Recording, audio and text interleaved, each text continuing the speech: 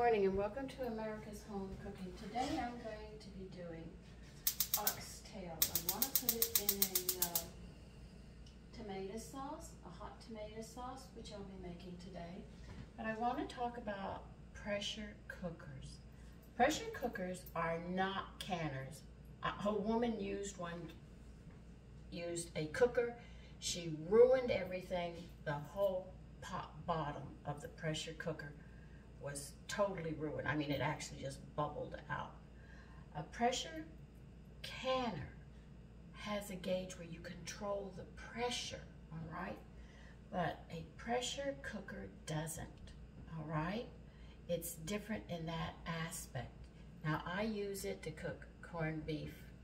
I use it for goat meat when I'm cooking oxtail meats that take a long time to cook. I'm not one that's going to boil it for hours. I'll sit there and I'll do it in a pressure cooker so I can get it done faster. And it also, what I love about the pressure cooker is it pulls the cookers pull the minerals out. And when you have that gristle around the bones, it becomes extremely tender and spills into the water. And so it's a richer one. And I have, on occasions, also used it to do a roast. When I came in and my sons were hungry, I have a drink that I could give them real quick that would hold them. And then I would end up making a pot roast in the pressure cooker with vegetables and stuff. And I could do everything within less than an hour, which I love it for that. But I'm not rushed like that today, so I only use it once in a while. Now, I have that leftover flour I always tell you about. Well, I'm going to use it. It's already seasoned. It's got a lot of seasonings in it, so I'm not going to bother seasoning my oxtail at this point because I have it here and I'm going to be throwing it in with other stuff as well when I get around to making the tomato sauce. I'm heating some oil up right now because I have to brown these before I do it. But I do recommend that you do read your instructions about a pressure cooker so you don't get all confused by it. And do not can with it. It will not work because you have no control over this pressure cooker. It's already set and that's it.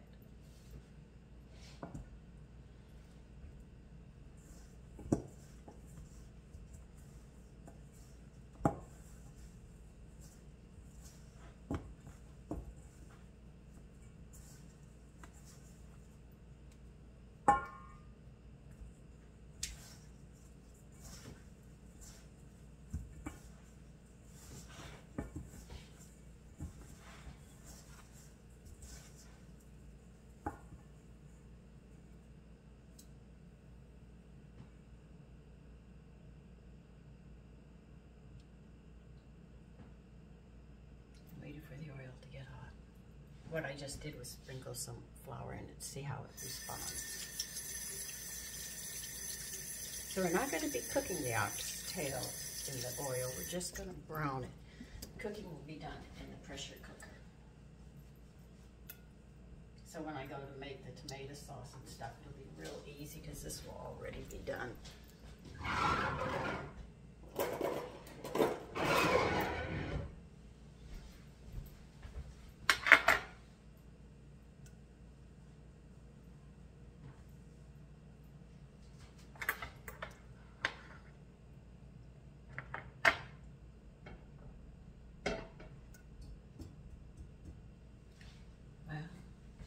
Wait.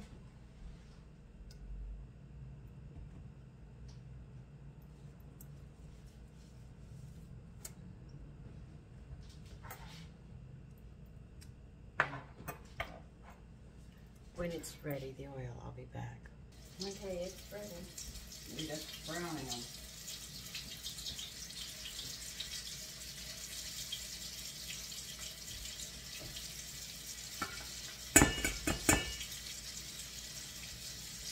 And see, by cooking them early in the morning, and you strain it from the fluid that you're going to have in the pressure cooker, it gives you time to actually cool it so you can take the fat off of it as well.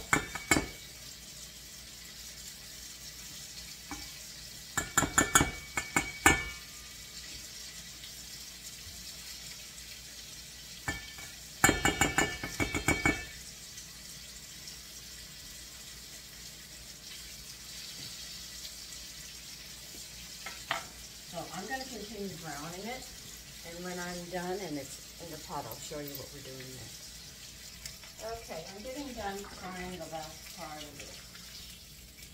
Well, not really frying, just braising it.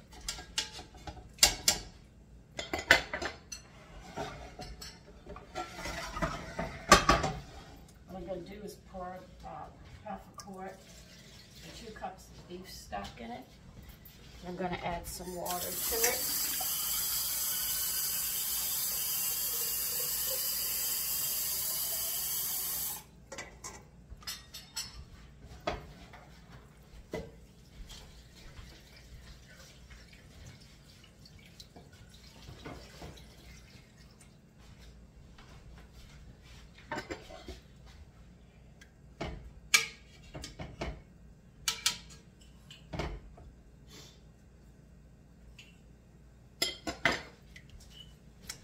A little more water because I'm going to need it.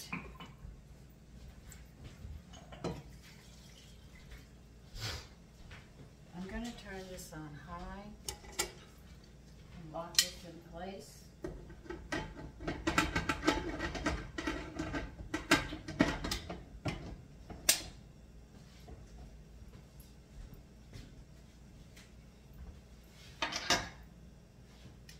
Now I'm going to bring this to a boil.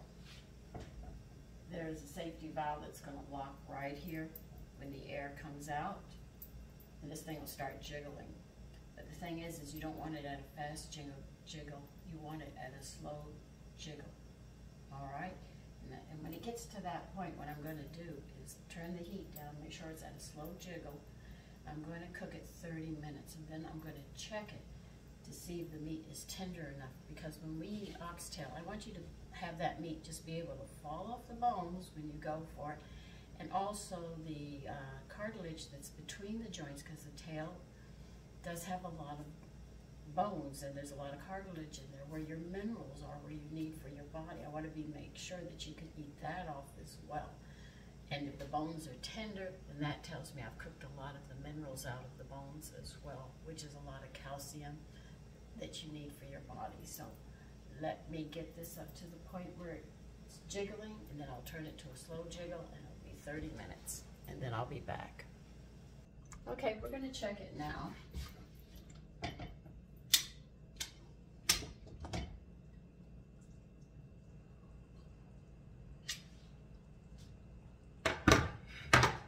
Let me get a knife.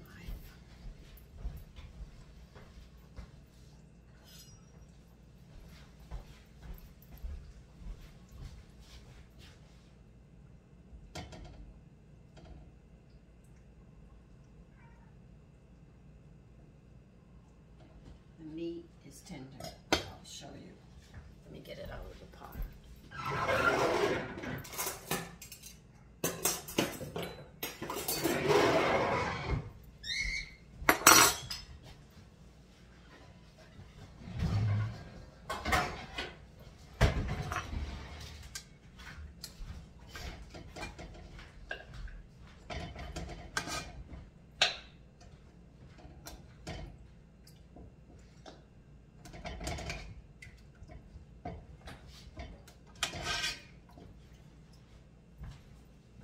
See how the meat has pulled away from the bone?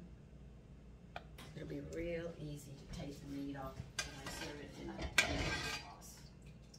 Now what I'm going to do with the little water, or if you wish to say the broth, I'm going to put it in a measuring cup,